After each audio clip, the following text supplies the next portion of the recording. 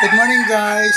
Nagbigay ang kapitbahay ng laing ng ilulutuin laing. So sariwa. Ayan, hinihimay ko. Ngayon bibili muna ako ng gata. Tsaka bagoong lang, okay na 'yan. Okay, wait lang ha. Bili tayo ng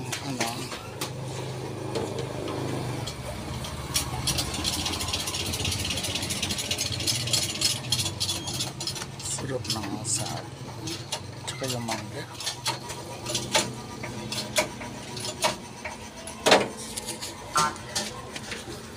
Niluluto ko. Actually, pag nagluluto ako ng sariwan laing, pinakukuluan ko siya 3 beses. Tinatapon ko yung pinagpakuluan sa 3 times. After 3 times kung pakukuluan ko naman siya sa pangalawang gata. So ngayon, ito na yung pangalawang gata. Ngayon iigahin na naman natin siya. Patutuyuan naman. Hindi ito yung tuyo. Tapos, naitimpla na natin. Ang hinalo ko lang dito, naggisa ako ng bagoong alamang.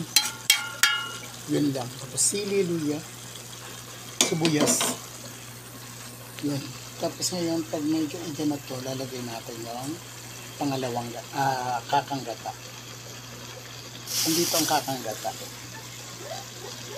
Ilalagay ko siya pag paiga na siya para masarap siya. Okay, antayin natin ha.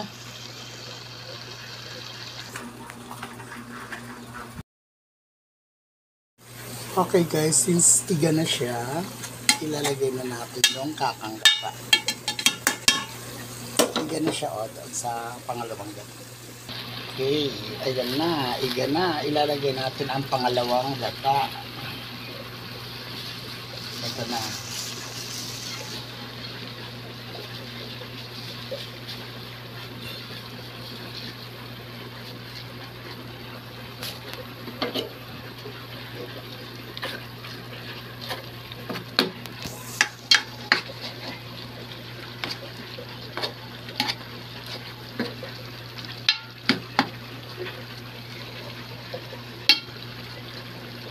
Ngayon, iiga ulit natin siya para okay na.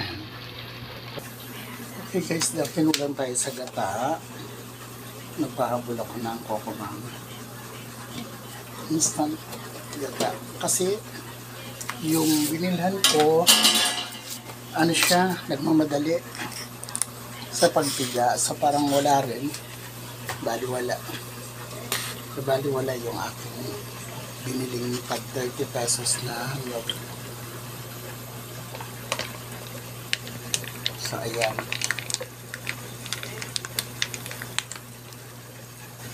Para masarap naman.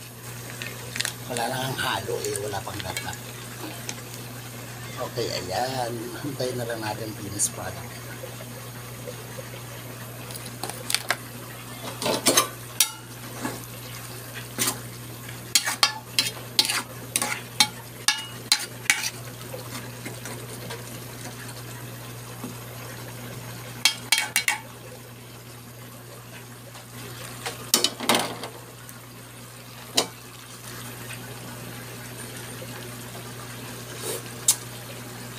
Sarap.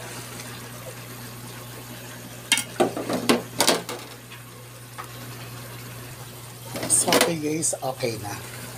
Luto na.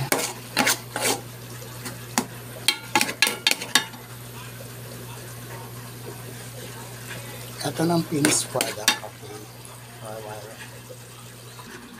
Okay guys. Thank you for watching. Ito na yung finished product ng ating sariwang laing. Thank you for watching. Once again, this is your Mom's Call saying thank you and I love you all.